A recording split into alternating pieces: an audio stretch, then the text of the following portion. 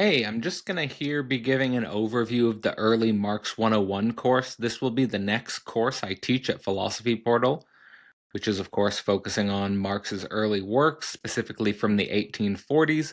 And the logic of this course is basically extending Philosophy Portal's work, which, of course, starts with Hegel, working through the German idealist tradition. And inevitably, you become haunted by, or you feel the necessity to approach, the work of Marx. And I think that this course will be giving an interesting window into not only the early Marx, but the dialectic between Hegel and Marx, the dialectic between, let's say, German idealism and the Marxist tradition, which, from my point of view, has so many tension points and has such high consequences and stakes that I felt like this course required a full year to totally unpack and to work through. So you can sign up here. It is starting with the critique of the philosophy of right, and actually is structured in such a way as that we are going to be going into multiple works by Marx, including the critique of the philosophy of right, the economic and philosophic manuscripts, the German ideology, wage, labor, and capital, as well as the Communist Manifesto. And you can see the schedule here. It will be unfolding basically with events once a month from May 11th all the way to November 2nd. So we're extending throughout the entire year. I think that unfolding this course on a month by month basis is going to give us more time to digest these works, reflect on these works, and hopefully by the end of the year have a much deeper understanding of what Marx was responding to, both philosophically in the German idealist tradition, as well as socially and politically in his time and context, that is approaching ultimately the revolutions of 1848 and the way in which Marxism and the Communist Manifesto specifically was key to a lot of leftist socio-political processes that unfolded in the last half of the 19th century. So again, you can join there. May 11th, we'll be hosting our first class focused on the critique of the philosophy of right. I actually made a video on the YouTube channel, which is going into the introduction of the critique of the philosophy of right. So I recommend checking that out before the course starts if you're interested in joining, and hope to see you in class. Welcome to another philosophical conversation. My name is Cadell Last, and I'm here today with Julie Reshe. Julie is, apart from being a pathetic failure, a Ukrainian-born philosopher and author of a negative psychoanalytic approach with over 300 patients. She has extensive experience as a negative practitioner. We've also previously discussed her work, Negative Psychoanalysis for the Living Dead, a Philosophical Pessimism and the Death Drive. So if you're interested in checking out that previous conversation between Julie and I, you can find it on the Philosophy Portal channel. Today, we're going to be discussing a provocative paper, which is a part of her negative course, or for her negative course that she's leading, titled Feminist Satanism. So maybe just before we dive into that paper, Julie, why don't you just give some context for this course? How is it going? And maybe like a vision for what you're hoping this course achieves, a year-long course, right? Yeah, we are just reached the half of it. And I'm just basically teaching the only thing I'm capable of teaching. And whatever the effect, it's not the goal, it's just I'm not able to teach anything else except for this course. It's kind of the negative atmosphere I'm creating and I'm existing in. So we have various topics or themes that we discuss, negative ones that we discuss each month. Like we had the suicide theme, topic or death drive, and throughout the months I'm writing negative essay dedicated to this topic, and we invite people to discuss it and have research, discussion, therapy, or rather anti-therapy groups to talk about it. So in terms of the connection with this paper on feminist Satanism, is this a part of also a student project? Other people submitting, or how is this fitting in the course? And then we'll just dive into some of the themes. Yeah, the feminist Satanism was one of the essays that was the month dedicated to theology, And basically right now I'm the only one who is submitting essays monthly, but at the end I'm planning to issue some kind of negative journal, and people who would write essays will be able to contribute. Fantastic. Well, I mean, I think that I've sort of been motivated by, say, the surprising return of religion as a major intellectual topic of discussion and reflection, which, if you asked me 10 years ago what I would be doing, you know, the idea of leading a course on Christian atheism or even being interested in Christian themes would have been very far from my self prediction about what I would be doing. So, in some sense, I'm surprised that Christianity has returned to sort of intellectual discussion and reflection, and also has captivated me in certain ways. What's motivated you to write specifically this paper? I know you're starting off the paper, and maybe this would be a good way into your thought about this. That Christianity is centering a metaphysics of creation, and as I understand it, the work you're doing is centering a ontology of destruction. So this month's dedicated to theology was problematic for me. It was basically mainly excuse to invite Peter Rowling and Mark Murphy, because both their work correlate with mine in terms that I see it as negative, maybe not negative enough, but still negative. And they're both talking about theology. And theology is not my dimension at all. And I was thinking, I have to write paper because there's this month dedicated to theology. And if negative psychoanalysis would exist in a dimension of theology, if it would be transcribed into theological perspective framework, it would be what I'm calling feminist Satanism, not negative theology that much, because negative theology, as anything else for me, is not negative enough. There is still this ultimate positivity in trying to reach through negative forms, still theology, but something more opposite to theology in itself, to Christian, to conventional theology. That's the Satanism, where Satanism, what the Satan represents in Christianity and in general, the destructive forces, is the only thing, the underlying thing that exists. And plus, I was trying to make it feminist, but not in, I don't think feminists would, conventional feminists would agree with me, because I see the satanic destructive forces as feminine, unlike normally women are femininity is associated with reproduction and creation. So for me it's all, the devil is a woman, so to say, or rather a mother in a way. I guess the sort of way in there is, why use the word Satan? Because it's fun. Well, I used to joke, it was partially a joke when one would ask me if I believe in God or if I'm Christian, and I belong to Orthodox post-Soviet weird tradition. And I would joke that I don't believe in God, but I believe in Satan, in devil, and it's kind of true. Like if you take evolution and all the positive perspectives on the world, which is basically all of them, whenever you see anything destructive, and in theology, in Christianity, is those evil forces represented by devil, it would be seen as secondary and not something that not actually exists, so only has its goal within the larger, bigger picture of creation and all the salvation. And from this perspective, what I'm trying to do, not only in theology, but also in theology, since we are now in this dimension.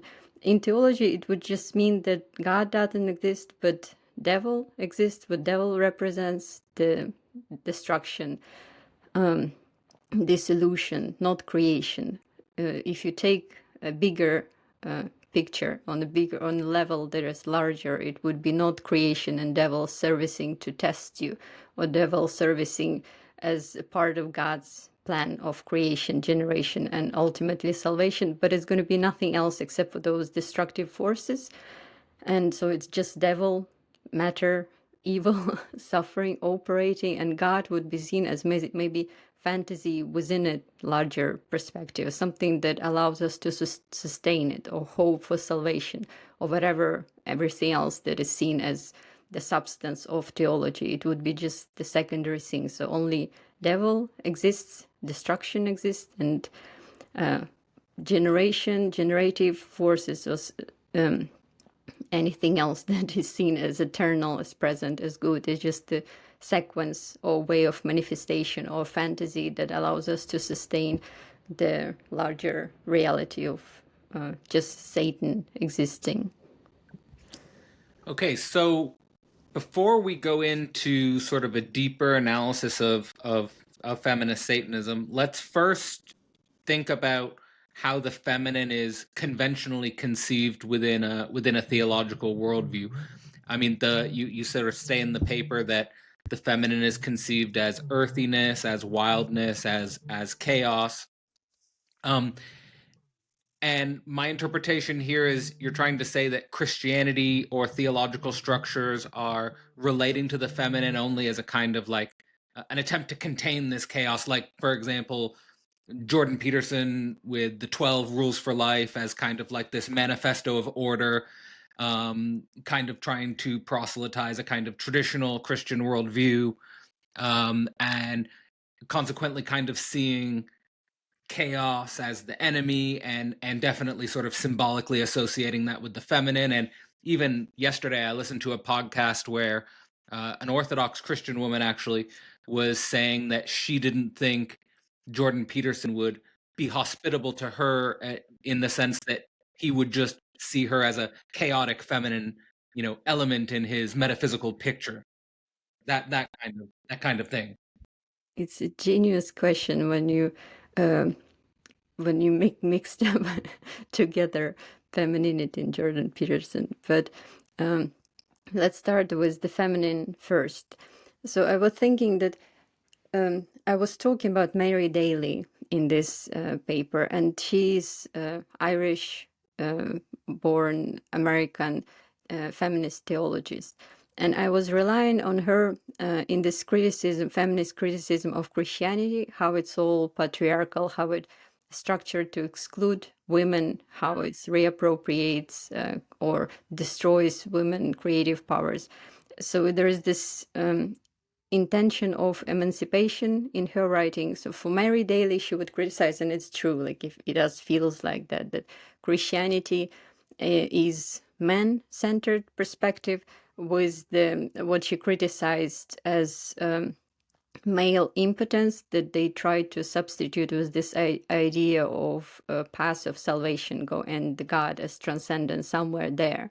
And she would claim that if it would be women-centered, the woman body-centered, it would be different. But there are some things that I would agree with her, and I find her useful, and some things that I would radically disagree.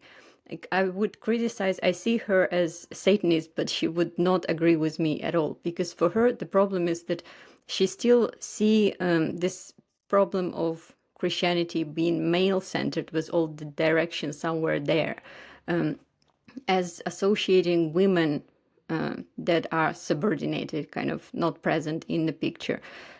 She would claim that women are potent, like there is no impotence that they're suffering with their body, and therefore they don't need all of this paradigm of that compensates for impotence. But for me, it's the other way around, not the other way around. But woman represents the destruction, it's not creation, it's the destruction that is the basic thing that is going on. And so for her, it's on the contrary, it's the destructive framework is the male-centered Christianity. And it's the problem for her, because we need to emancipate those creative women. I think that women are what woman represents, especially mother, is the destruction, the ultimate destruction that maybe has its effect, or as a result, a byproduct, the creation, just as a sequence of it. But generally, like, I do agree with this criticism, feminist criticism of Christianity, but only to a certain extent. But very substantially, I disagree with it. I don't know where Jordan Peterson falls here. So, I mean, Jordan Peterson just functions as like an interesting masculine archetype, let's say, to Mhm. stereotype the masculine Christian perspective or something like that. Which, in your part that you're talking about Mary Daly, you're talking about like the model of Christianity based basically on like a phallocentric dialectic, like an ejaculatory upward striving towards transcendence, and then Mary Daly as kind of more emphasizing belonging and inclusion and unfolding in that belonging. Um, so, what about that perspective do you think needs to be more radically negativized?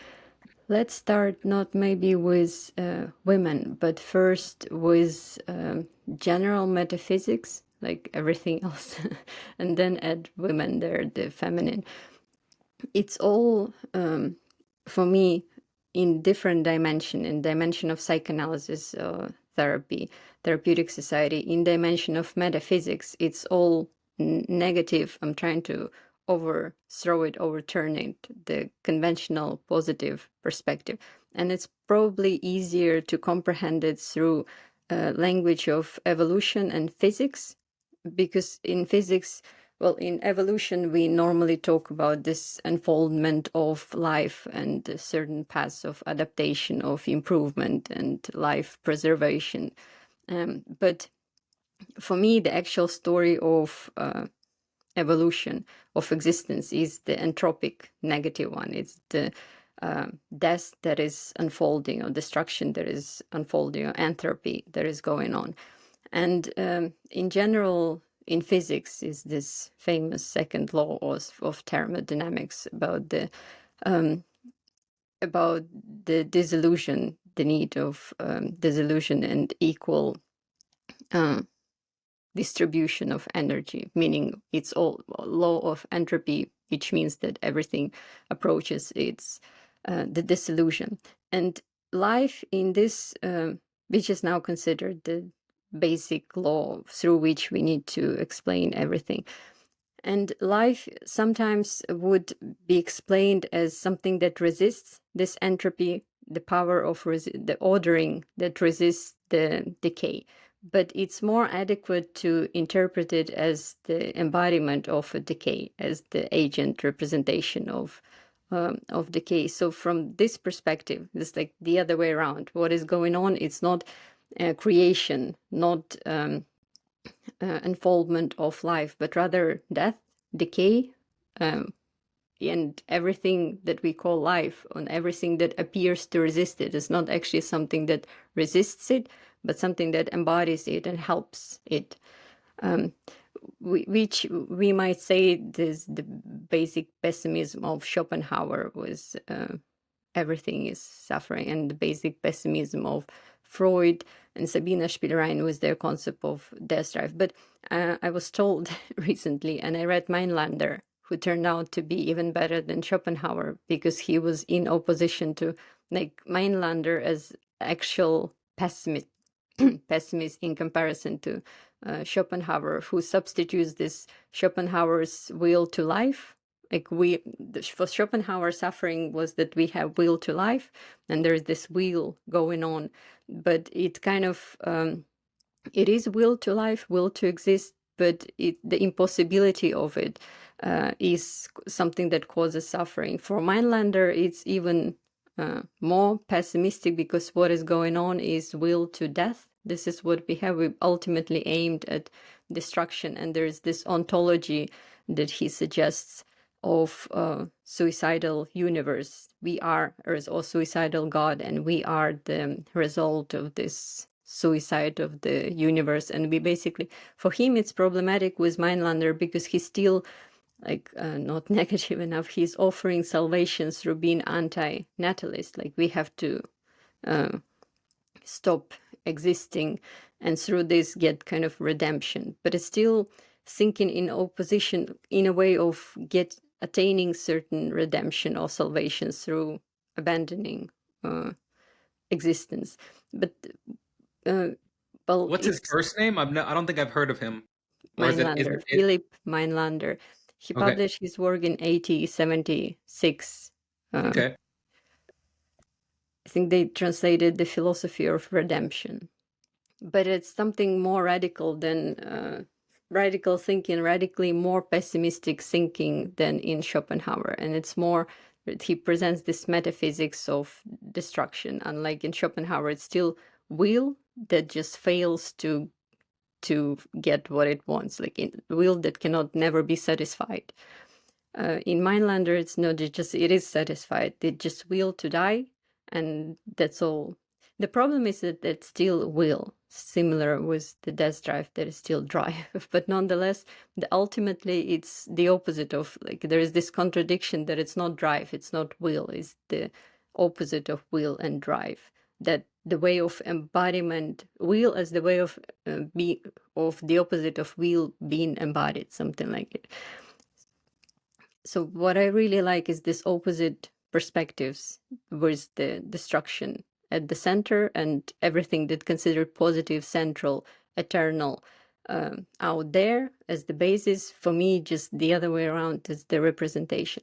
And the problem with Mainlander and all of the philosophers who are not feminist, because feminist philosophers have their own problem, is that they would associate femininity with creativity. For Mainlander, it's rather what mother represents is he would associate it with creativity, and therefore mother is kind of, in this perspective, is the enemy, because it's not, she represents this creative powers that we need to negate in a way of through this will to death. So mother is the opposite of will to death, we can say, still associated with reproductive powers. But I'm thinking if there is nothing else except for this entropy and will to death, then mother and what we see as creation, as reproduction, is also just the way of how death unfolds. And in mother, it's more of that. There are many ways of, or some ways to see motherhood, maternity, reproduction as the destruction, as the opposite. That's just the way to embody destruction. So for me, the instance of a mother is the instance of destruction. I also really like Bataille in a way of this idea of annihilation, as the world is self-annihilating, of self-destructing, the excess of destruction and annihilation. But with Bataille's too much emphasis on sexuality, and this is basically what most of all of them, male philosophers would do. Like they place the horror in sexuality and see sexuality as, in Schopenhauer you don't see it that much, but later Freud, the way he talks about sexuality. For me, it's just because they don't know, they place horror there, or Ligotti also, well, whoever is male, just because they don't know the other horror, the horror of giving birth and all the love-related things. Like for me, the actual horror is there and it's associated. It's much worse than the horror of sexuality and the will or the desire that cannot be satisfied. I'm not sure if you're aware, I'm sure you are aware of, there's a big trend, kind of like they would frame it as an anti-reductionist, anti-physics point of view in regards to the entropic second law of thermodynamics, of the tendency of the universe to complexify, the tendency of the universe towards, I think it was Buckminster Fuller who coined the term negentropy, but just basically, I think also Schrodinger talks about it in his paper What is Life, but just this idea of, and you already sort of mentioned it, but life as kind of like an ordering negentropic force, which is, they would always frame it as inherently mysterious and potentially moving towards a form of order that could overcome the entropic tendency. I think there's a lot in what you've already said which would lead me to believe that you've already sort of considered these arguments and undermined them, but I think it would be helpful for both myself and the viewers if you have thought about this, to sort of outline how you think about either the universe as a complexifying process or as governed by some as yet unknown mysterious ordering force. The great person to read is Drew Dalton. His paper his work 2021 year 2021. I think it's Unbecoming of Being. So where he basically talks, and I regret not reading him before I wrote my book on negative psychoanalysis, because I ended with the dimension, talking about the dimension of evolution as the embodiment of the death drive. But he represents in this paper the whole, like, undermines the whole metaphysics, which is for him what Aristotle represents was this positivity. He doesn't call it positivity. That's what I do. Well, positivity at the center, and he undermines it based on the thermodynamics, this second law of thermodynamics, the law of entropy. And this is him who claims that it's more adequate to consider life not as the opposite embodiment of resistance to entropy, or something that works in opposition, negentropic principle, but as an embodiment or agent of entropy. There's nothing beyond it. It's just how you embody, how you embody it. And no matter what you do in life, like, you still end up, whatever you do, it still ends up to be an agent of entropy. It still leads to the same result of being embodiment of entropy. And he also presents how evolution can be comprehended. Basically, life can be comprehended in this way. The only thing I wouldn't agree with him is that still he develops ethics to it. And his ethics still represent this principle of resisting. Like, I don't like resisting because there is nothing. It ultimately ends up within this logic, overthrown logic, as that still through resisting you fail to resist, or resistance is just a fantasy. It still ends up to be one of the way to be an agent of entropy.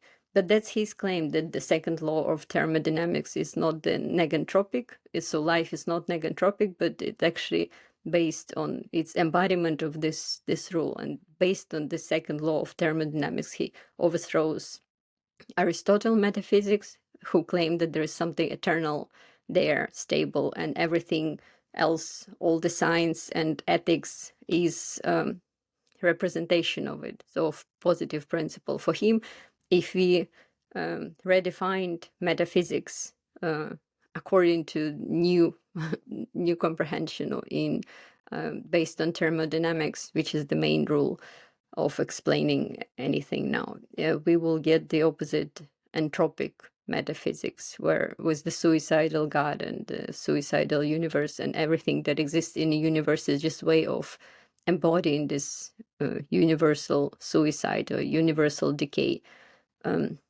So with Are you second law referring of to when you refer to Aristotle's metaphysics here, are you referring to like the idea of a prime mover? Yeah, prime mover, but the trick with Aristotle, that the prime mover is based on something, is at the same time something that doesn't move.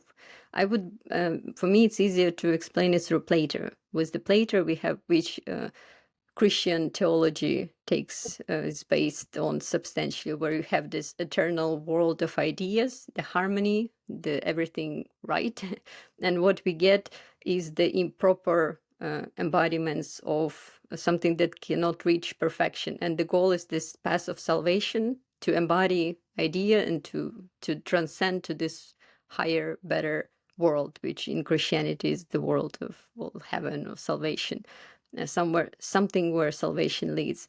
And from this perspective, there is only hell, like there is, and that's it, basically. And all the heaven is just way of the fantasy that ends up, that's still within the hell, the general hell of an evil and suffering, because the way the entropy manifests itself, the destruction manifests in living beings, is through suffering or through evil, something we associate with evil, because this is how we experience this entropy, the existence as such. So the salvation is always salvation from suffering, but the salvation that doesn't exist, it can be seen, the idea of salvation can be seen as the way to carry suffering, to bear suffering. but at the end it's just still within the general sphere of evil and suffering if we associate evil with destruction.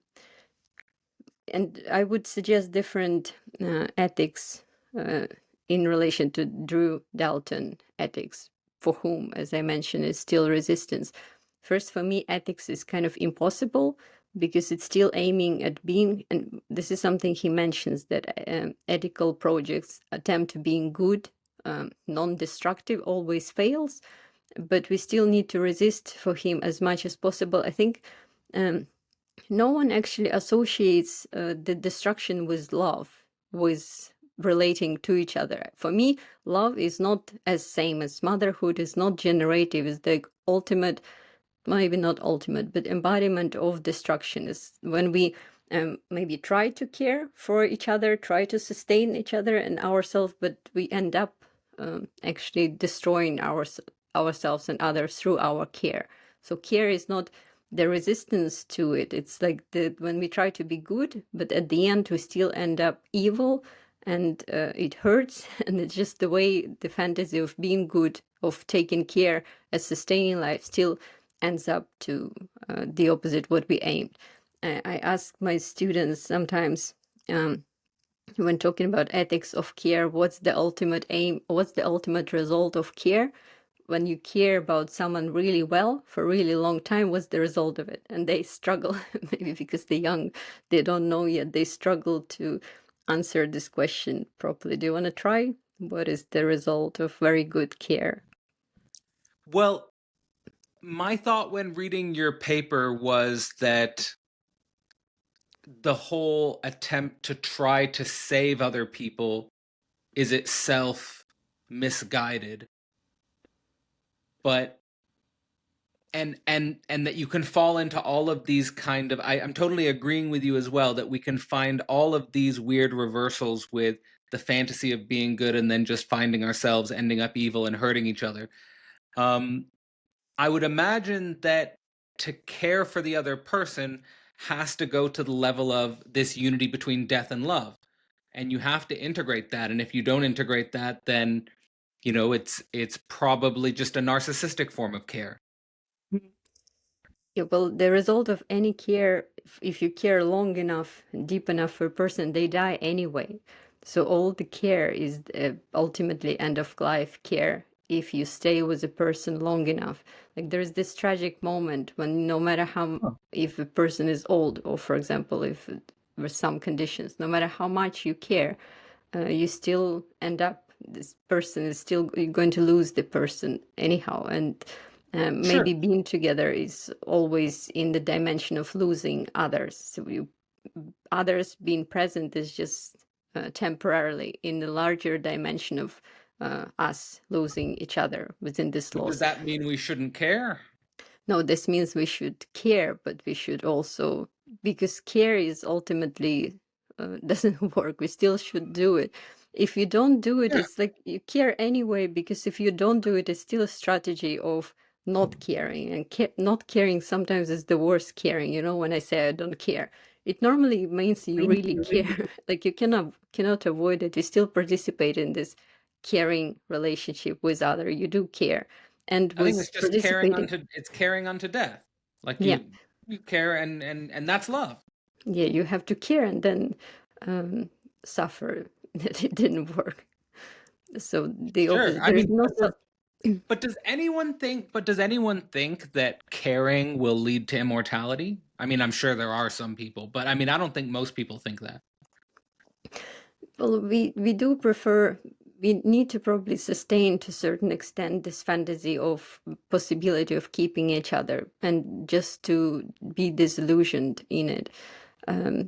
But we all know, I think, that well, we do know in theory that the other dies, and that won't, it's not, nothing is forever. But nonetheless, the very fantasy of something being forever and present and Mhm. positive results, or the very fantasy of possibility of ethics, is the fantasy that we need to sustain precisely the opposite of what it is the idea of ethics. For me is impossible because first is this attempt it always aims at certain form of salvation. The idea that you can reduce the evil, there's or contrast to evil something that is good, but you kind of need to create certain set of rules or figure out certain set of rules how to behave properly, what's the right thing to do. But it ultimately fails because from this perspective, the negative perspective, whatever you do, and when you aimed at good, wherever you try to be good, you still end up being horrible. You I still don't know. I don't know. I want to push back here because there is an ethics here, and like for example, I cared for my grandfather. When my grandfather was about to die, I flew across the ocean to be with him. I was there with him at the end. It's just simply a being there in the end, and that, of course, my care isn't going to save him from death, but it's just being there with him at the end. It does have. I mean, is that not ethics? well, for me, ethics is impossible because it still ends up collapsing in a way. And just being loving someone or taking care of someone, it's important for me that it still occurs in a larger scale of letting go somewhere. So we aim what we aim for in taking care to preserve, to sustain it. At the same time, ends up in letting go. There's ultimate failure of ethics. And I'm not saying that it's the wrong thing to do or we shouldn't care for each other, because it's just basically it's also ethics. It's also It's saying what ethics. to do, still aiming at some kind of correct behavior, which is still salvation, like what has to be done. No, it doesn't have to be salvation. Like I didn't think that me flying across the ocean and just being with my granddad while he's dying was going to save him or me. It was just painful, but it's still ethics. Okay, then it's painful ethics. Of course. But I mean, but it's just the unity of death and love. I'm with you 100% in any kind of cheap love. Like to me a cheap love would be a love that doesn't integrate with death. I don't know what you think. I was also thinking from a position of being a mother, how it's at the same time the idea of taking care and letting go, how it's you have to take care in order to let go, like how it's self-destructive in terms of being mother is in order to stop being a mother, something like it, or to sacrifice yourself in a way, so self-destructive something. But at the same time, this idea of in relating to others, at the same time caring and letting go, how it's supposed to be the coincidence of the absurd coincidence of those two. You cannot preserve only Right. one. You cannot only care because it's possession, it's you in control, Yeah, but yeah. also if it's supposed to include letting go, and you cannot only have letting go because it's just not being related to each other, it's the Yeah, yeah. opposite. So this strange coincidence of both, letting go and keeping. I'm with And you. so something like it's you can say that it's a collapse of ethics in terms if ethics is aimed at utility or utilitarianist ethic or something like it. It's also the opposite. Also, there's the absurdity of it, and ethics as positive principle is impossible. So maybe negative ethics, but it was still opposed to ethics because it kind of prescribes what to do. And if you're not hoping for anything, you cannot prescribe, you cannot occupy the position of telling others what to do. That's what bothers me, this very position of someone who's ethical thinker, meaning thinker within sphere of ethics, that to a certain extent it's not salvation but something that aimed at prescription or control. It's not tragic enough in a way of like the very sphere of ethical thinking, ethics. I mean, I think we should play around here because at the end of the day, it's like the thing that goes through my head is if you think your love is only there when the person is healthy when the person is whatever, vital, when the person is productive, when the person is at their full capacities, but then you don't show up when the person is at their lowest or when the person is on their deathbed. I mean, is that really love? I can see what you're saying. You don't want to get into anything prescriptive, but to me, I would say the deepest love would be present for the other at the lowest point. Mhm. It's interesting And how just simply present. It can't be any more than that. we can say we can deduce ethics from your experience with your grandfather, and this negative perspective of everything is decay and we just exist within the sphere of laws, is that togetherness, certain kind of togetherness in decay, togetherness in this sphere of loss.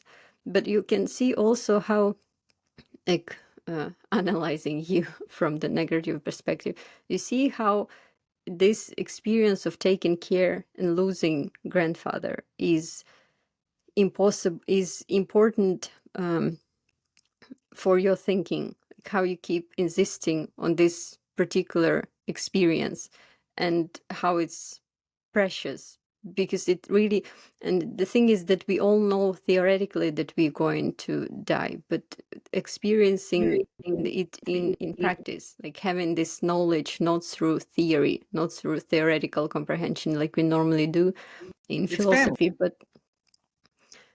but through actually losing someone, through going through this loss of someone we care, because if we don't care, we cannot experience the loss of them. It's just this coincidence of both that we feel is important and humane. And Well, I think the care that's like you were articulating previously, that's just this possession which can't let go. That's, to me, that's not care. That would be probably some form of self-serving narcissism.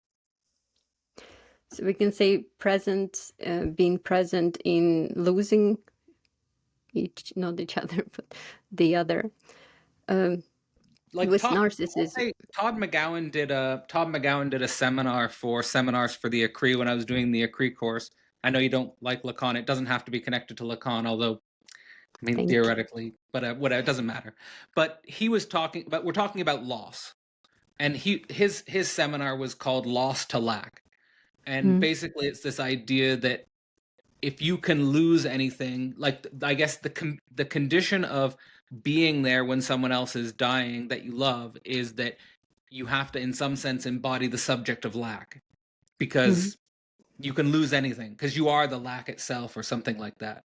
And that has been an interesting orienting principle for me in terms of thought experiments with, like, basically the courage to lose, that we are that, like the subjectivity is that. Mhm. From what I remember, they distinguish loss and luck as you still have some kind of fantasy. There is something you're losing in loss. There's still object of loss, and luck is same, but like more pure, universal luck.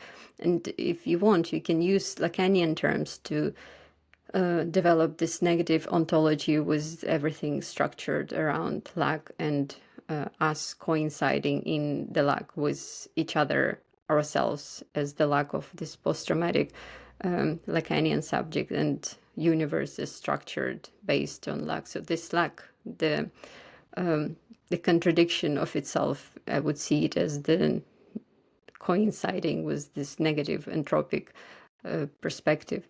And Todd McGowan wrote a great paper on recently on masochism as death drive, as something that is needed for ethics, and it's interesting way of thinking of ethical behavior through the death drive. So Todd McGowan, I love him because he's the one after Sabina Spielrein who would make this principle of death drive social, universal and social, who won't betray it, claiming that it's obstacle that we need to overcome, who would genuinely see it there as structural, as a main thing, but also see it as something social. And in this paper, he would talk about how ethical behavior includes, it's not against the death drive, but it's through masochism and self-negation in a way, maybe through, we can say, getting in touch with the luck that is structural to you and acting through it, not in terms of utility,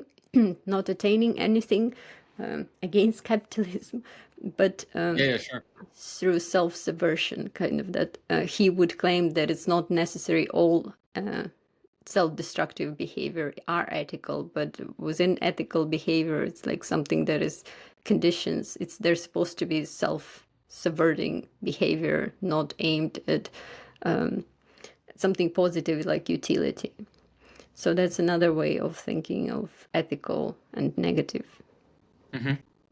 So I think that brings us to, and we didn't have a chance to talk about it last time, but the role of Sabina Spielrein in your thinking. That, you quote her in the article as emphasizing destruction at the heart of being as this demonic force, and also I want to bring in the other element that you develop in the paper about love as kind of like this love itself as a demonic force associated with death, sacrifice, dissolution. Um, yeah, is there anything you'd want to sort of say there about the importance of Spielrein's thought that maybe either we don't find in Freud or Lacan, or that you see developed differently than we would traditionally think in psychoanalysis? Yeah, thank you for this. For me, what Sabina Spielrein represents, this is actually the link where she talks about motherhood as negative. She talks about everything as destructive, and she claims that it's a matter of taste, how you see things. You can see similar things as creation, including reproduction, which is normally seen thought of as creation. But you can also switch perspective and see the destruction as embodiment of destruction. And for me, this is crucial. That also represents one of those instances of overthrowing the positive thinking and thinking in negative direction, a negative dimension. And the most important thing is that for her, the example of destruction is motherhood, one of the examples, but it's crucial. And I also think that she is the person who introduces the concept of a death drive, death instinct before Freud, and Freud admits that he takes it from her, but he brings it back into his own comprehension. It still was the pleasure principle at the center. I think Freud's struggling to include properly death drive into his theory, and it doesn't work. It still ends up under the framework of pleasure principle. But in Spielrein, she was associating with women and with reproduction. Unlike for Freud, it's something still within the subject. It's not intersubjective. And for Spielrein, death drive is intersubjective. So it's about love. It's not about subject behaving weirdly, self-subverting, but it's death drive would be something that connects and destroys, something like this. The love she claims we feel as enemy within ourselves is something self-destruction, disillusion into other. But motherhood, which is the most strange thing, how can you think about motherhood as destruction, as the embodiment of destruction? Because we so got used to seeing the opposite and associate feminine with the preservation of life, opposite of death. She has this great analogy because she relies on language of biology and myth, folklore, mythical language, which is amazing combination. If we would write papers in biology now combining two, that would be great.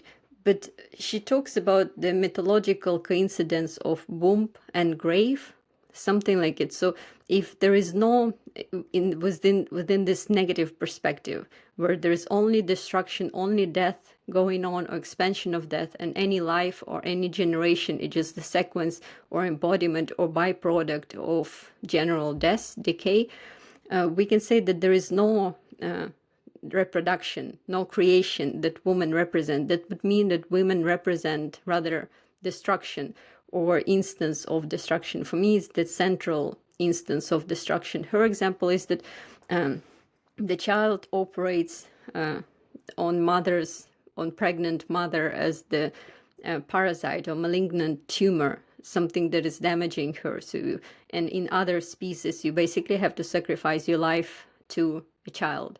and to the offspring. So they feed on your flesh, something like that. Yeah. But we would normally see as a new life that of a child is something that is the central story going on. There is creation, there is plus one now, plus one more living being.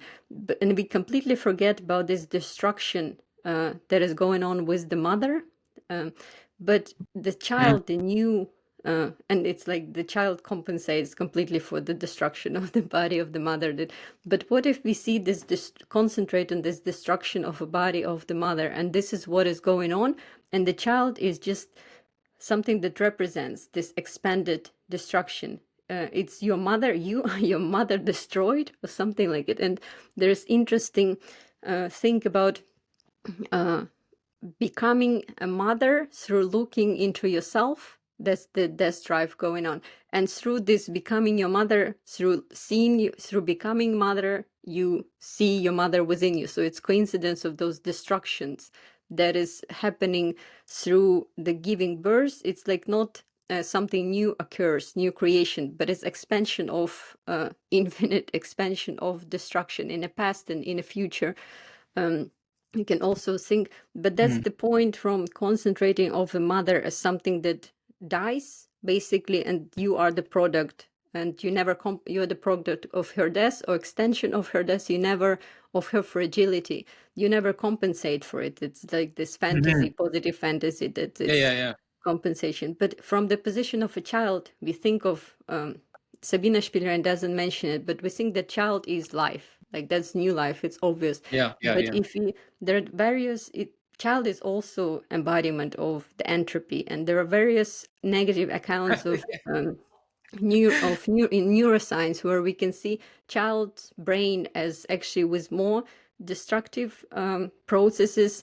Like apoptosis is more intense in children, for example, or neuroapoptosis, that's destruction of brain cells. So we think that first something exists and then it gradually evaporates, but it's also the other way around. It's like first the child is more negative, more destructive, there is more entropy, and then it stabilizes, and then maybe it slows down or something like that. But at the same time, some entropic processes intensify. So there's the other story with just child being representing life and then dies when you can to a certain extent you can resist through life. It's not life is very intensification or agent of this entropy. So child is too, not only because any human being will die, and it's like they can be seen as a walking dead, just extending their death, but actually there is actively death going on and stabilizing later in life.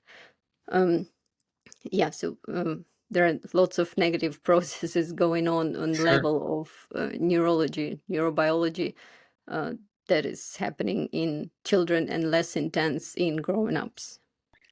There's a few threads that I'd like to follow here. I think it's important what you're saying. The first is the emphasis on the intersubjective dimension. I mean, one could argue that Freud or Lacan take into consideration the intersubjective and it's not sort of reducible to the individual or the pleasure principle.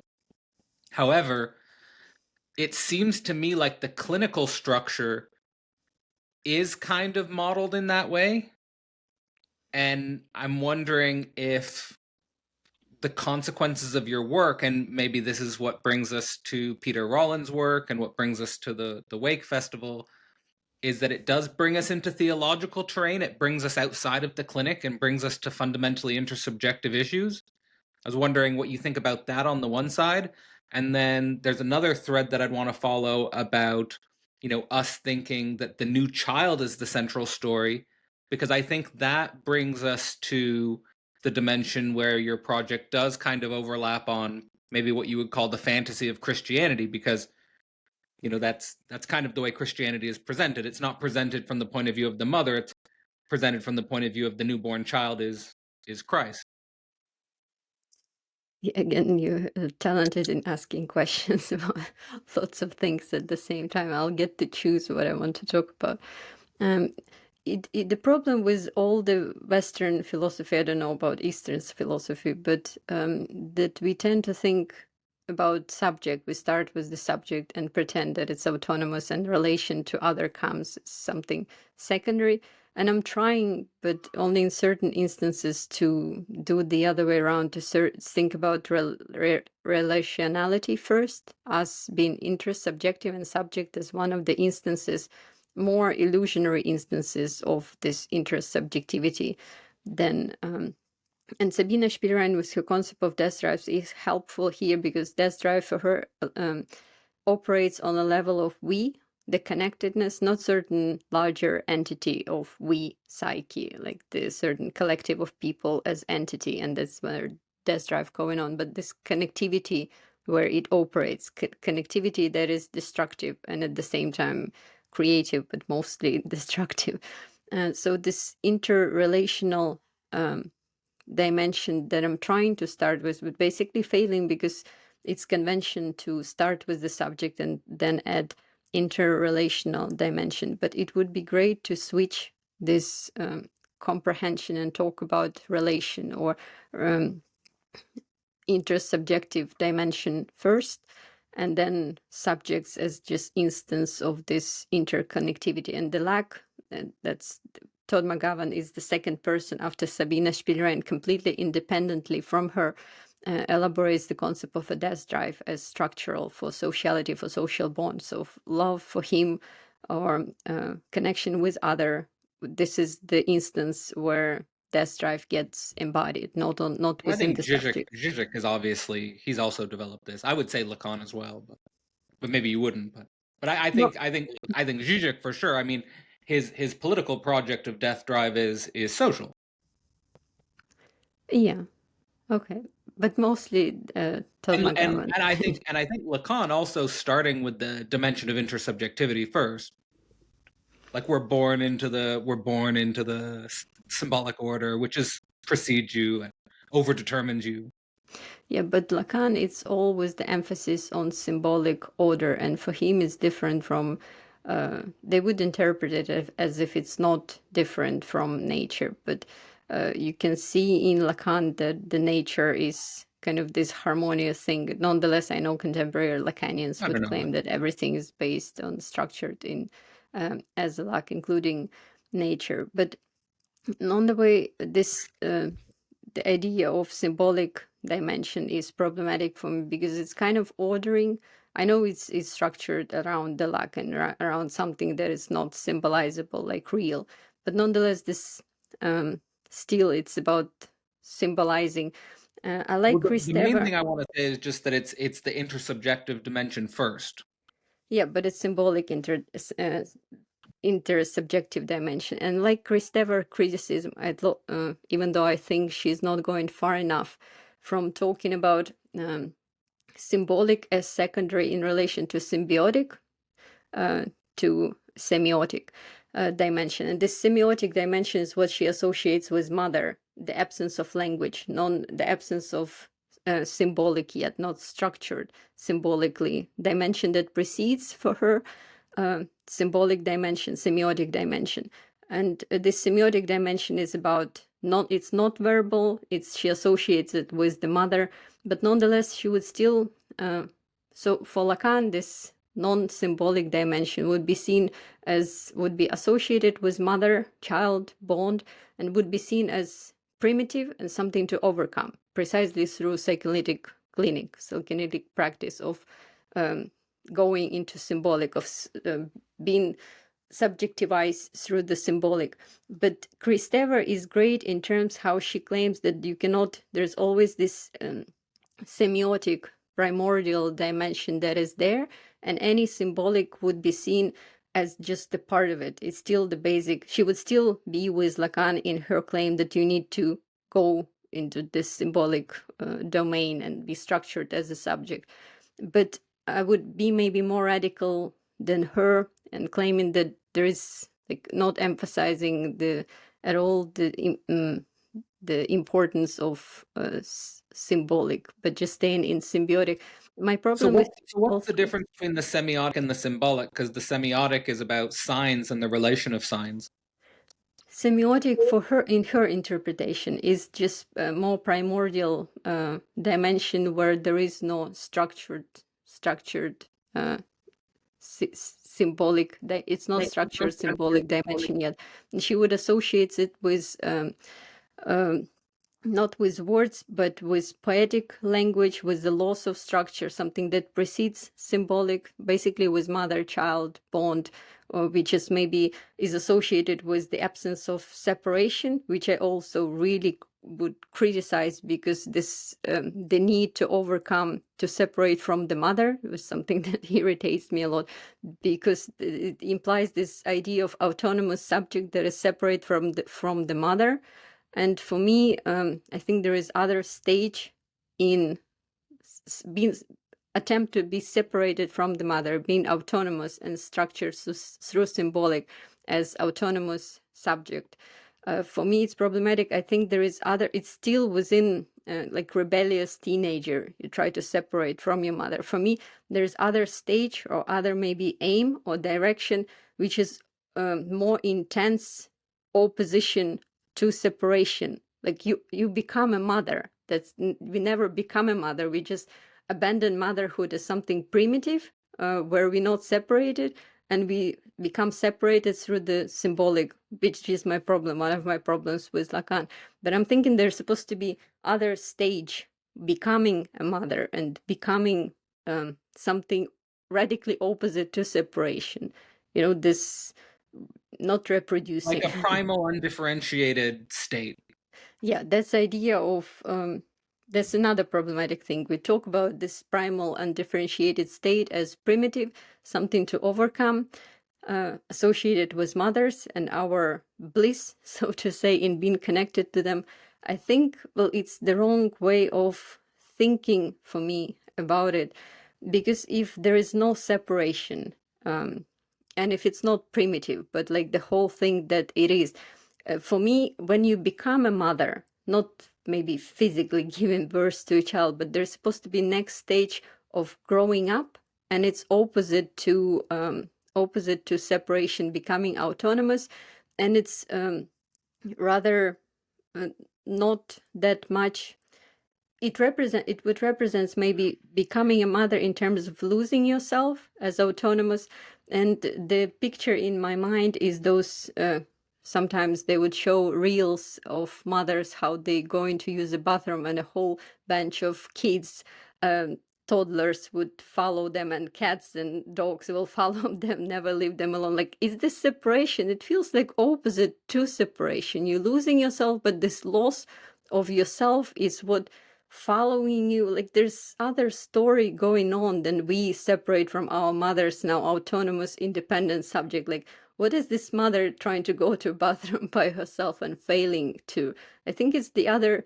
So for me, the proper growing up position would be this position, not being separated from the mother, because it's still in a position of which all Western philosophy, especially existentialists, with this ideal of being autonomous, better than those non-separated others, like in Heidegger with Das Man or Mitsein, those others who are not thinking independently, who are not existing autonomously, which is physically Heidegger leaving his kids and his wife, going to walk somewhere there, being superior to them. Why?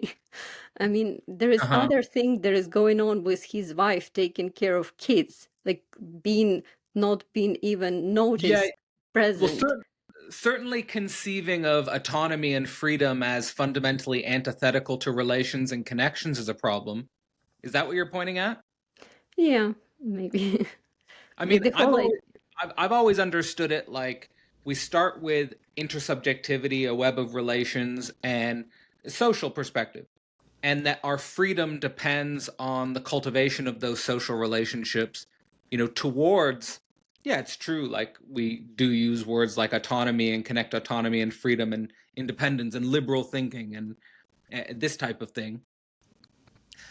And then we do have this antinomy, which we struggle with politically, between kind of like a liberal political order and, let's say, communism or different forms of communitarianism, and thinking about the relationship between quote unquote free subjects and intersubjectivity and relationality. So there is like a huge antinomy here. Also thinking the position of ethics or ethical position of being impossible within relationship of care or something like it. So this Heidegger who walks alone, abandoning his wife, feeling superior precisely because he walks alone. For me, it's a position, still a position of a child in relation to mother who try to separate from a child, and something in relation to this other claiming that this is more primitive or something like it. And becoming a mother in this sense would be it does, and trying to be good, trying to constitute one's behavior or one's being in a world as good. Being a mother in this sense, stop being a child, would be, it just doesn't matter if you don't matter at all. Either you're authentic or separated, or you just, ethics of care presupposes that there is no position where you can step out of relationship and analyze, was it good or was it bad, or am I doing it? It's the position of a god. You can never occupy this position. It's still in this rebellious child that was in the fantasy of possibility of autonomy. You constantly in relationship of caring, and you're not stepping out to establish your goodness or to comprehend your goodness. It's just, you don't matter. You just, you feed the child. It's just a child who doesn't even know your name, for whom you are mother, and mother is a horrible word in terms of it.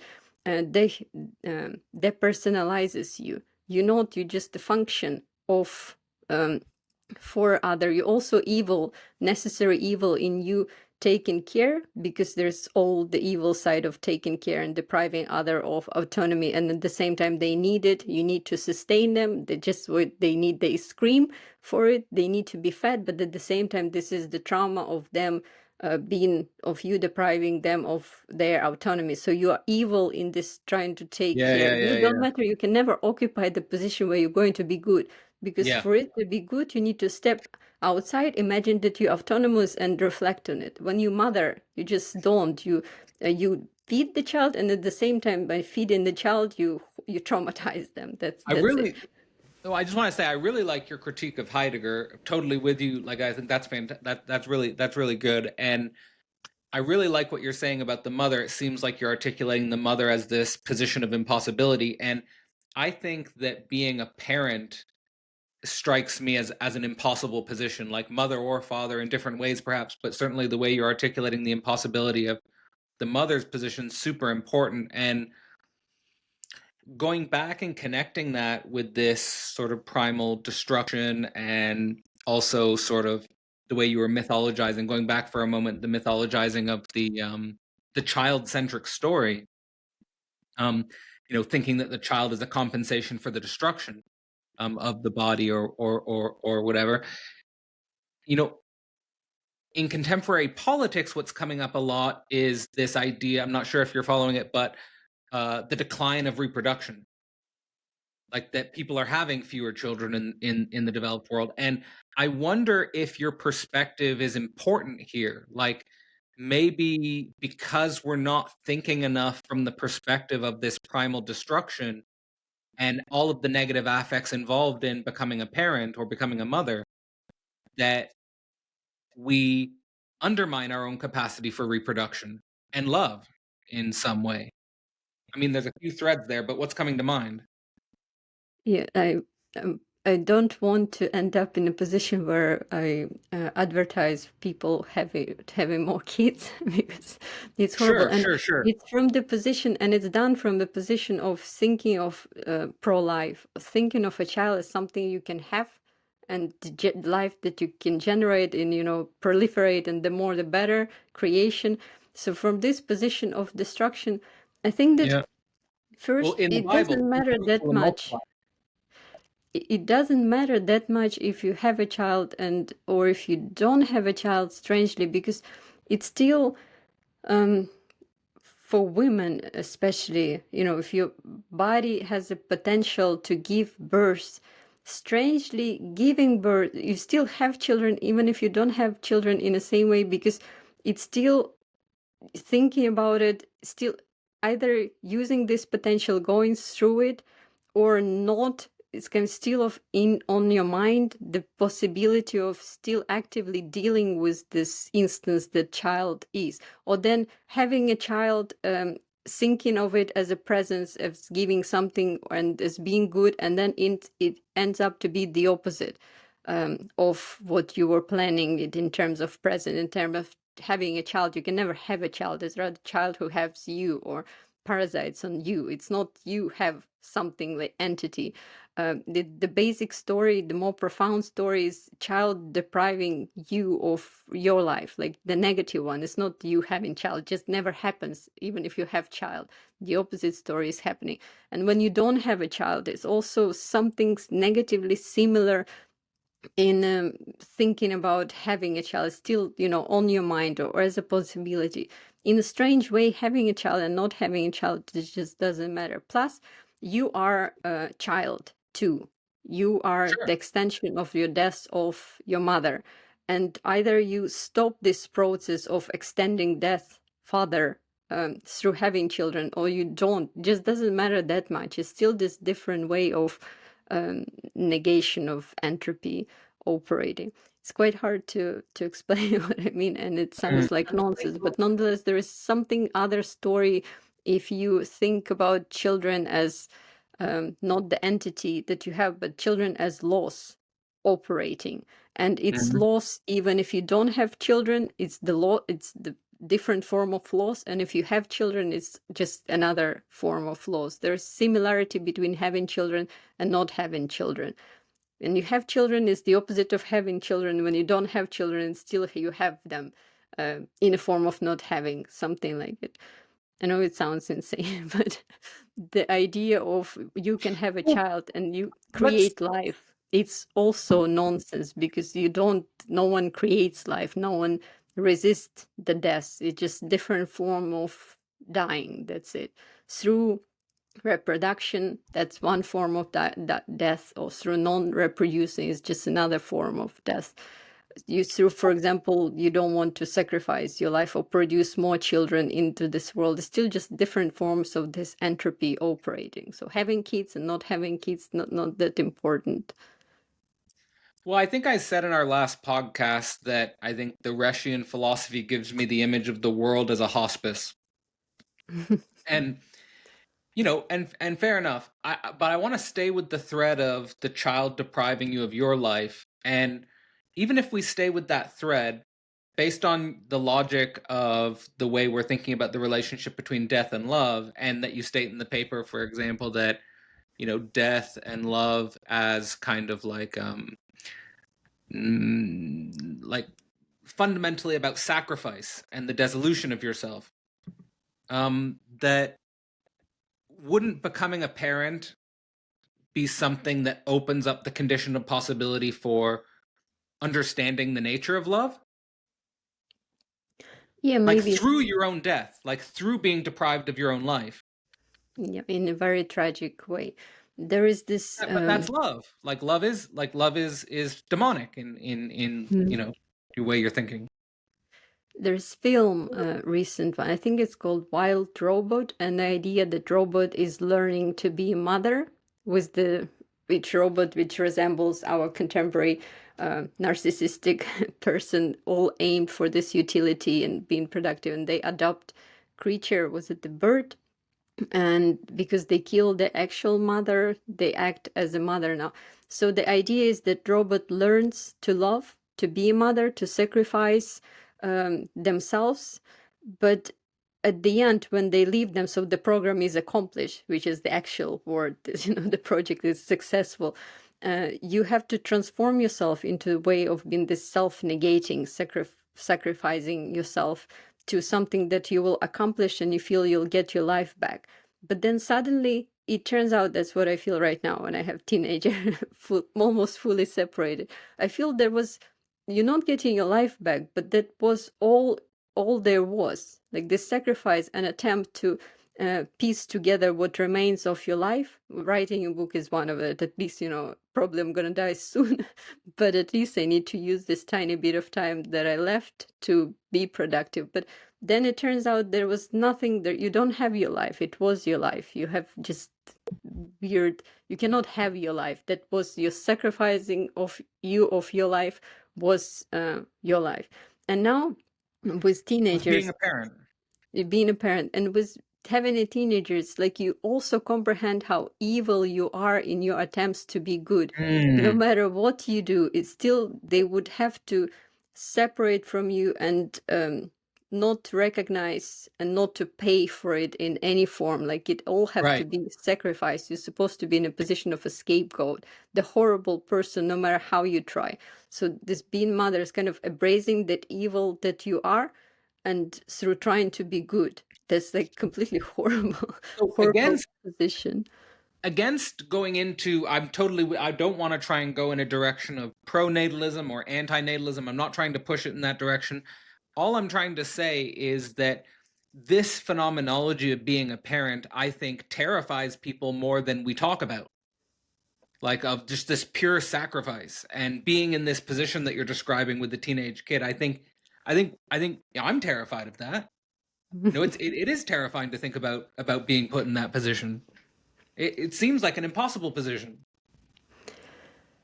Yeah, well, I think it's not only with a child, for me, just maybe because of certain trauma of motherhood, but for me, it's the instance of the model of how any relationship with other people work, maybe less in a traumatic way, but love or sexual relationship for me would be just embodiment of this kind of mother-child bond.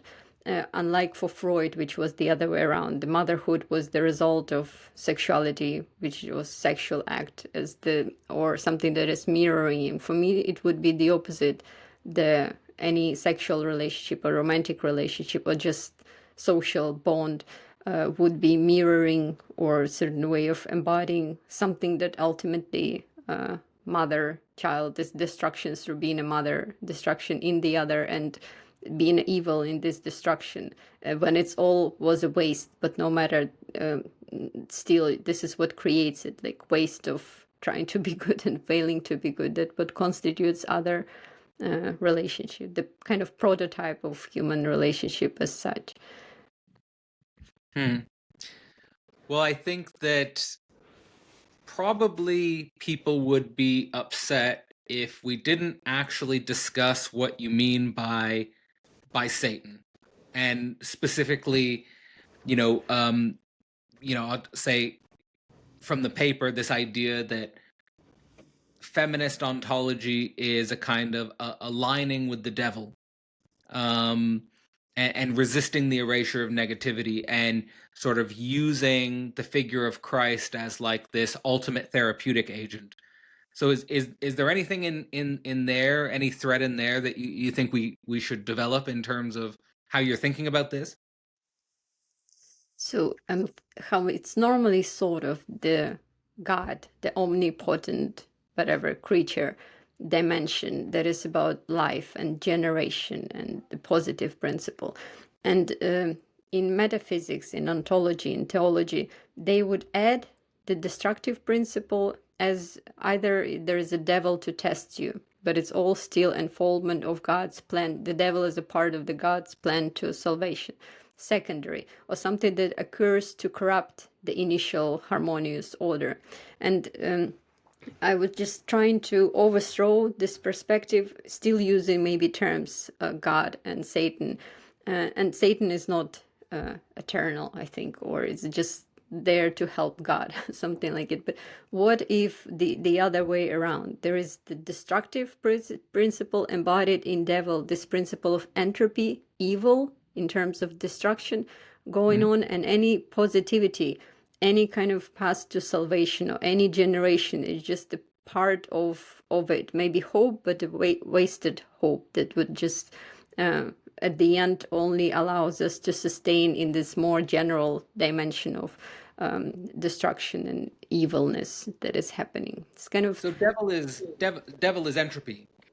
devil is entropy, but it's also the second step is to link it to mother, because in feminist theology they would maybe say that actual God is a woman, is still associating women with the creation and reproduction. And I would kind of overthrow both, linking first seeing destruction as central and creation as just the sequence within it or byproduct of it. Plus, I would associate with the motherhood or feminine principle, seeing it as the ultimate destruction, because that's how I want it to be.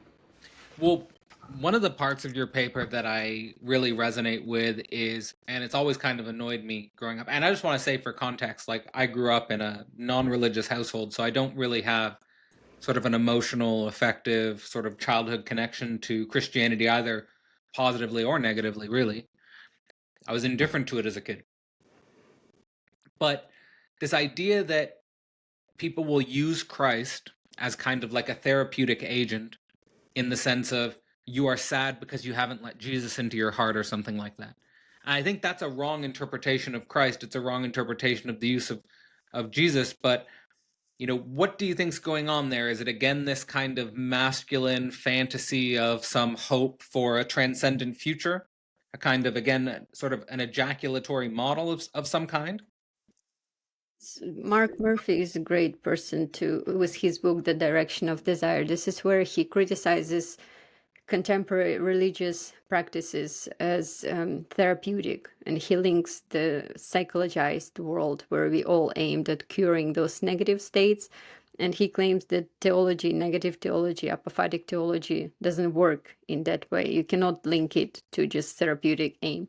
And from this perspective, in our therapeutic psychologized society, we see the suffering, like depression and other negative states, as something that not natural, something that doesn't genuinely occur with you. It's just seen as a devil whisper, something that, it's not you, just corruption associated with devil, something evil. And Jesus associated with the opposite, like that's the blessing in your heart, maybe not happiness, but the opposite of depression, or something that is truly harmoniously there in you. And from the perspective of negative psychoanalysis and from perspective of this kind of Satanism, is that it's truly the opposite. Rather, is the truly your voice is the voice of depression, the negative voice of the existence is meaningless, the pessimistic maybe comprehension, those negative states, and those that we see as natural, the positive states of well-being, are rather very fragile illusion, temporarily. So the other way around, it's the devil whisper is the actual truth in a way. And it coincides with Zapfer, Peter Wessel Zapfer perspective, where he talks about suicidal thoughts or depression as actual voice of our nature talking us, actual true voice. But he would admit that we need to come up with different methods how to deal with it, like how to distort it or impose certain positive framework, which psychology and psychiatry does, suggesting this alternative framework where you are naturally happy, not self-destructive. And if you're self-destructive, this is not you. This is just devil operating in you, and you need to exorcise devil, which is basically the therapeutic practices now. Just get rid of the depressogenic thinking because it's sick and it distorts reality for you. From the negative Zapf's perspective, would be actual voice, the devil's voice, the devil's whisper is actual voice. Just you need to silence it to keep going. You need to lie to yourself to keep going. And this positive perspective of Christianity and therapeutic society are just lies, the necessary lies maybe. But basically that's the opposite perspective. So there's two different things I'd like to develop there. The first, probably less important, but it's still interesting, came up when I was reading your paper, was, I mean, there are Satanists. Like Satanists exist, right? Like, and I'd be interested, are there Satanists? Have you read Satanist work? Like, and is it mostly just a LARP? Is it mostly just a parody, or are there real Satanists that you think are sort of embodying this type of way of thinking that you're developing in a serious way. Well, I think of those Satanists as blasphemy, is it called? They're not right kind of Satan. Not that I know that much about them, but it just the other for me, what they represent from a little bit that I know about actual Satanism, it just very similar to theological perspective, and especially with the Enlightenment idea and of being autonomous. That's what Satanism for some reason represents. It just thinking of your own, not being indoctrinated, something like, which I'm not interested in at all. Like they try to overthrow it, but in a different way, the standard theology, but in a different way, I'm doing it. It's still God, the Satan God. It still gives you ethics, correct behavior, in opposition to theology. I'm also operating in opposition to theology with God at the center, but in a different way. I still needed to kind of, you still need positive perspective being there to just see it as the wrong one, to parasite on it and overthrowing it. But we both doing it, but in a wrong, in a different way. It still, for me, it still resembles too much the theology with the God leading somewhere, if not salvation, but at least this idea of enlightenment and proper thing to do and being ethical even in the opposite way. So It it's still much kind of operating within the frame of Christianity, or will be like for an for me. inversion Yeah. of it? So we both parasite on the standard theology with God at the center and Satanism as and devil as something opposite to God, but parasiting it, overthrowing it in different ways. I still think that conventional Satanists, they would preserve the idea of there's a God, the right model, which which is represented for them with Satan. There's just someone who leads you to enlightenment, or from what I know, it's still not, if not salvation, it's still something positive project. How we're supposed to behave.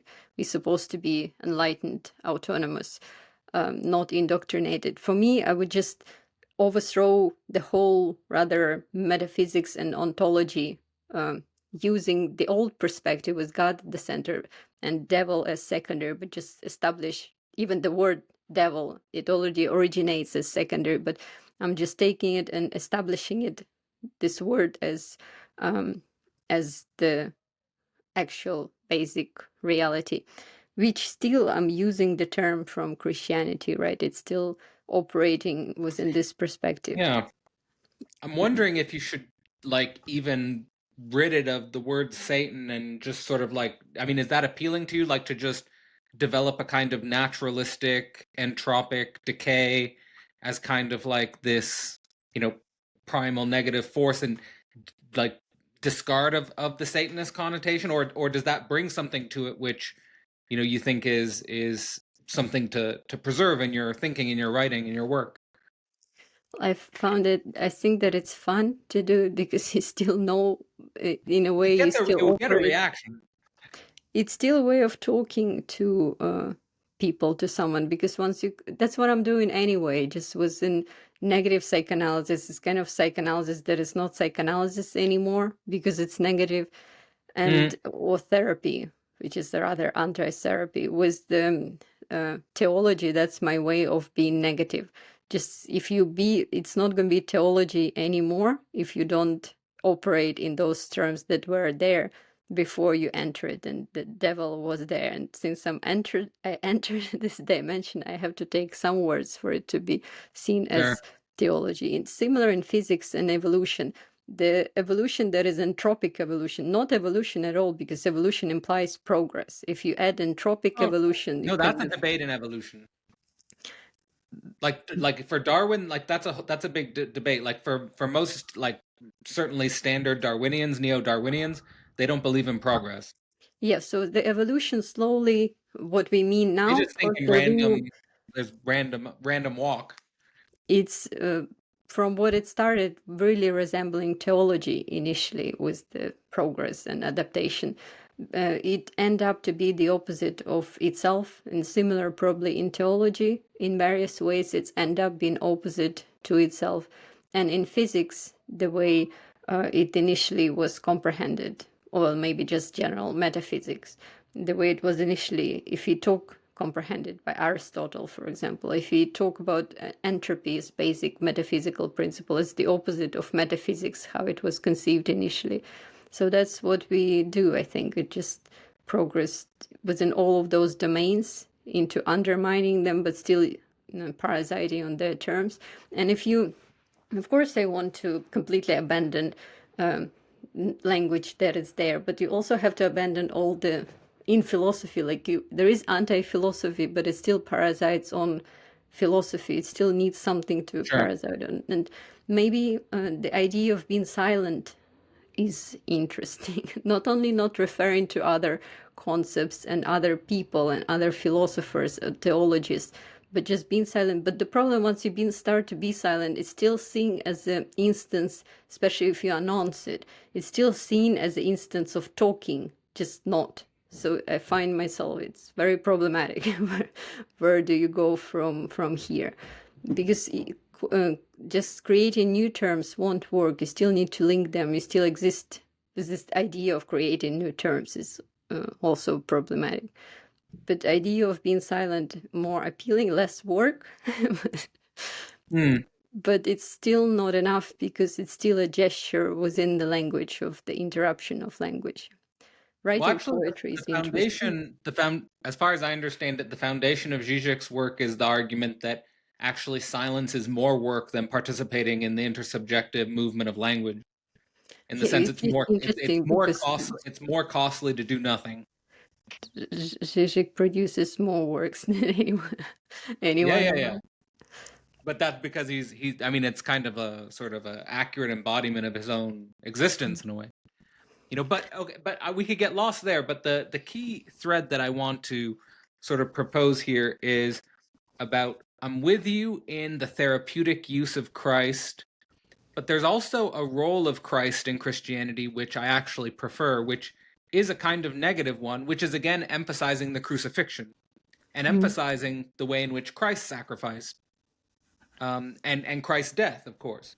And that's become central in my thinking, and I think that it's an important, let's say, structure for thinking about the relationship between love and death. And I guess my kind of fundamental question for you is, why align with the devil over a more robust negativist interpretation of Christ? Because Christ is seen as this kind figure, but you can say that you can link maybe Satan and devil, because this crucifixion is seen as a product of something evil, people operating, embodying evil, causing him suffering that he doesn't deserve. There's something like the suffering that is the excess of suffering in his crucifixion, the ultimate pain of causing suffering to someone who doesn't deserve it. But it's only, and in negative theology, they would sometimes do it, they would just stop it on here without any other positive frameworks or positive stories of redemption, or Jesus going to heaven, or something like it. Or there's no, Jesus is not happy at the end. If you stop here, I think it's a Satanism, when Jesus endlessly suffering, and this suffering is wasteful, and there is us feeling this suffering without any possibility of being compensated for it, or any possibility of relief, because this is the relief that is the main story of conventional Christianity, that it was for something, that it was kind of, we transformed it into a positive story. It's the resurrection. Or just resurrection, or any form of that, this is for better good, that we learn our lesson, and this is something, or Jesus, there's this redemption that he suffered for us, and now we're free from sin. So something like it. If you stop it in this endless suffering, meaningless, endless suffering of Jesus, and us coming together to feel it through crucifixion. That's, for me, would be Satanism, without the just adding the extra positive framework to it. But I think that adding this extra positive framework is still just an illusion. We just needed to it establishes us for us the possibility of going through it, because otherwise it would be the horror will collapse in itself. It's just extension of every year on Easter we know that we're supposed to remind ourselves of the suffering, and just the happy framing just helps us of Jesus' resurrection, just helps us to live through and come together, to celebrate, not celebrate, but to remember the suffering, to through Jesus' wounds, to come together. Just positive frameworks, something that helps us to do the main thing that we're supposed to be doing. So in your work, I mean, so correct me if I'm wrong, but I interpret that in your work you do also kind of propose a positive framework, because you say that, and basically, I interpret it in a Jajikian way, which maybe would annoy you, but the idea that love is the only thread that binds us, that we are bound by love, and that we, so that. Am I wrong to interpret that as kind of leaving with a positive message? Well, I'm trying not to, but it's questionable whether it's even possible to develop philosophy or to write papers and frame it negatively, because I think anything ends up to be positive, or at least one is. But you could not write that. Yeah, I cannot write that, or one will have to read it the other way around. That's just how the mind works. But nonetheless, to justify myself a little bit, I still see love as very negative and painful. And it's not a way of redemption, but just the way of existing in pain without any redemption. It's still evil. It's still evil operating. And even for me, it's even more horrible and pessimistic that when we say that evil doesn't evil is the only thing that exists and goodness nothing exists. For me, the most pessimistic and the saddest thing is that we are very good, very good. Like, we all love each other, and the world exists because we are as good as we can. We're trying as much as we can to be good. But the horrible thing is precisely in this attempt of being good, in successful attempts, we end up to be the most horrible, evil ones. So it's not that it's there are super evil, tough, horrible right? people. We need to eliminate them, and then it's going to be great. Yeah. Because if you see any most horrible things like Nazism, the most horrible things, you want to see there are people who are horrible people, have evil intentions of killing someone, but they have amazing intentions of saving, making the world better place, or loving someone, whoever Hitler loved. It's true that Hitler was even trying to save Jewish people through this final Well, Hitler was a solution of socialist. so the horror is that you never know where the goodness will manifest itself as its failure, and that's the horror. That it's not the horrible people trying to do horrible things. We just need to stop them. But our very attempt to stop it, that's where evil resides. And there is no way to just, if you do nothing, it's even more horrible. Like, that's the same thing, because you're trying to be good, and this is how you end up of being evil, of neglecting something. I don't know how to interpret Trump and Putin that way. I'm not ready to. But the way Putin, for example, presents his story is that the salvation of Russian people through, for some reason, trying to make Ukrainians Russians through destroying them. Like, what? It's still presented maybe for himself. He's not this horrible person in his imagination who is hurting people for nothing. But in his imagination, it's probably his intentions is actually genuinely making the world a better place in a very strange way. Oh, totally. I think it's an extremely difficult and an extremely important message what you're sharing. How have people been responding to this in the negative course? Well, people in the negative course are very cool, because the whole advertisement of it is structured in such a way that if you not strange, you just won't enroll into it. So those people are just cool. I'm lucky with those who are taking this course. But I imagine it's very problematic to think that way for people who are not strange enough to just accept it. And I wouldn't necessarily share this idea, so this perspective, we just during small talk, which is not a problem, but the very idea of small talk, because it's small, you don't have enough space to develop it to the extent that you can question everything. So it's supposed to be something not the opposite of small, enough space to question things, enough space to discuss and to talk and to be with each other, to maybe witness the impasse of impossibility of something, the failure of impossibility of thinking. So that's what we're doing in a certain way during the negative course. Is it leading to a sort of an affirmation in some way of the way you're thinking about love? In my imagination, it doesn't. Otherwise, I wouldn't think about love. For me, it's like the most horrible message of impossibility of salvation, the message about love. And I know it's structured and it's comprehended in the opposite way as the something of ethical message or message of salvation.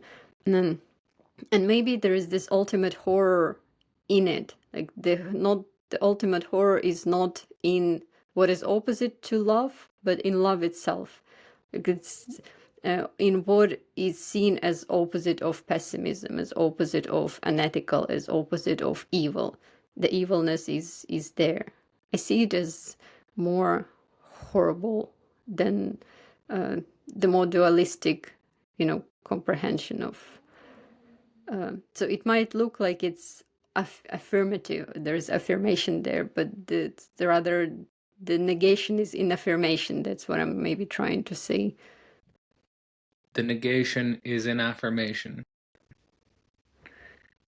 Or, yeah, or maybe affirmation is just within the other negation that turns out to be embodiment of negation. The word that you connect with love is bind.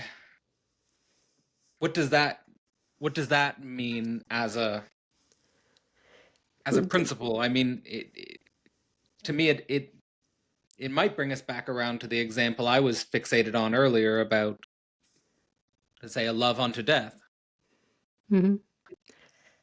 So you normally see love as just bringing people together, this togetherness, bonding, kind of, which is, it looks like it's quite positive because it's more of people. Now you have person plus their connection. So there's affirmation.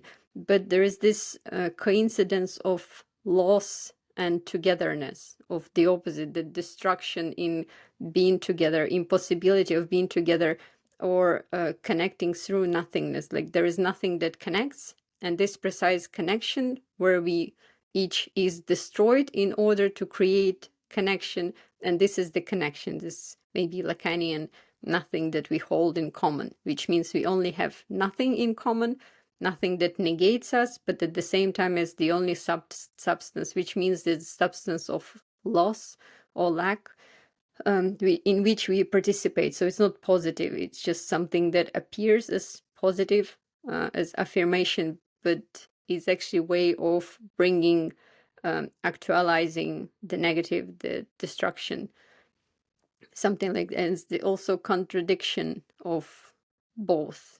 You have nothing that at the same time disconnects and connects through disconnection. Maybe to simplify it, we can say that to love someone is embracing them in their loss or feeling the loss of them. Well, a very simple, basic example is that when we are in love, we feel longing for someone, we kind of missing person that is, even if they're there with us. So we feel the impossibility of having them, like missing them, feeling the impossibility of presence. And then we normally love someone when we feel that they are not forever with us, when we know that we're going to lose them. That's how we tend to appreciate their presence, in by the fact that it's not actually eternal presence, the opposite of presence. So this feeling of loss of the other is the relation, proper, genuine relation to the other. Something like it's the death in a way. Sure. I mean, I think that just as a final reflection, perhaps for me, is I do think we're living in a society where a lot of people are actually struggling not with um, overbinding, but of isolation, simply of not being bound. Um, do you think that there's any reason to resist this tendency, or should we just go with that drift? Well, I see myself as introverted person, maybe even autistic. I don't know. It costs too much. The assessment here costs too much, so I'll probably will never find out. And for me, it's horrifying, the idea that we need to come together. It's like I'm incapable of doing it. Only in certain circumstances, only in a regulated way. So Hmm. intuitively, I would see it as an enemy, something that that we shouldn't be isolated. But my way of justifying it is that we never isolated. We have this idea within the society that we separate into extroverts and introverts, and extroverts are kind of cooler people because they hang out with each other, while those introverts are isolated from others. But I don't I see it the other way around. There's Luce Irigaray statement, it's about feminine body, but there's something about the introverted people or introverted tendency that she's talking about, I think, instead of just about women, that when you go inside yourself, you see there is nothing in there. And it's like the opposite, that when you are talking with someone, you extroverted, then you are with them. And when you're inside yourself, there's something there, your substance, that you just get locked in. There is no one there in a way. And at the same time, everyone is there. Like if you don't exist by yourself, it's kind of falling into nothingness, which when you discover others in you, or you being created by others, like you what I mean is you can be more social. This apparent isolation might be more genuine sociality than hanging out with people. When I observe extroverts, I don't see genuine sociality there. For me, it's just manipulative, talking Yeah. here and there, not actually connecting. Because if you actually connect, I don't think you Yeah. can do it with it's like small talk that you're repeating with people without noticing people. They're just certain repertoire that you're reproducing. It's not the genuine connection, is something else, and I don't think it includes this kind of extroverted behavior. I see it as not Hmm. genuine. And strangely, with isolation, when you can actually feel other in you, you strangely need to be separated from them.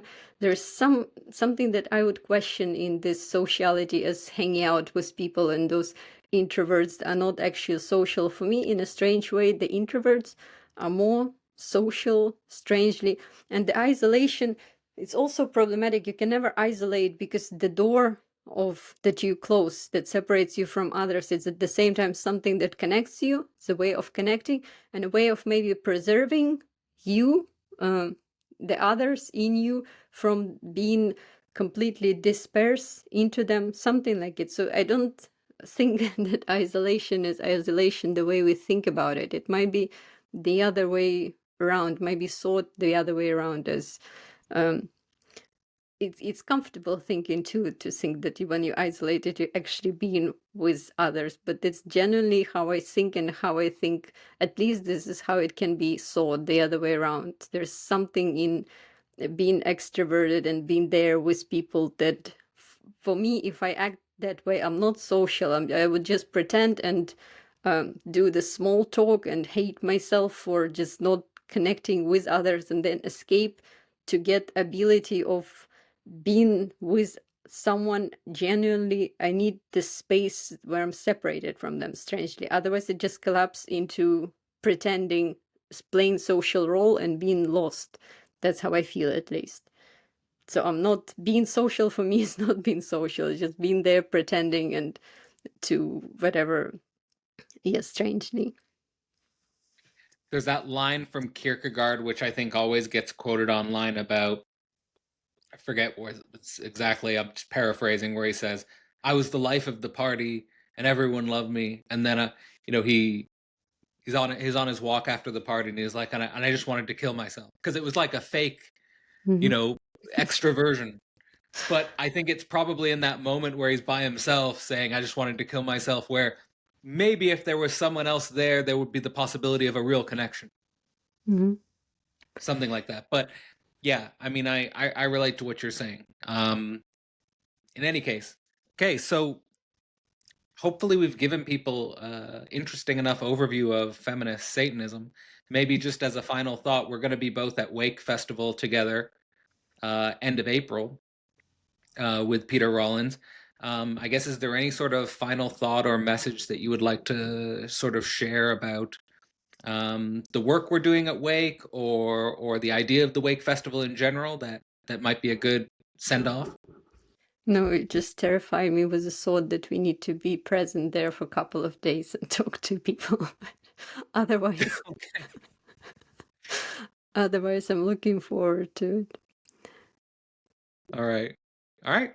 It's been Julie Reshe with Kid Last, Feminist Satanism. Well, maybe as a final thought, can people access this article, or is this an article that they'll be able to access later in the year? They have to pay $4 to Okay. access, All which right. Join the basically, negative course. I'll leave a link in the description. You'll be able to read about feminist Satanism. And that's it. Thanks so much for the conversation. thank you, Cadell. Hey, I'm just going to here be giving an overview of the early Marx 101 course. This will be the next course I teach at Philosophy Portal, which is, of course, focusing on Marx's early works, specifically from the 1840s. And the logic of this course is basically extending Philosophy Portal's work, which, of course, starts with Hegel, working through the German idealist tradition.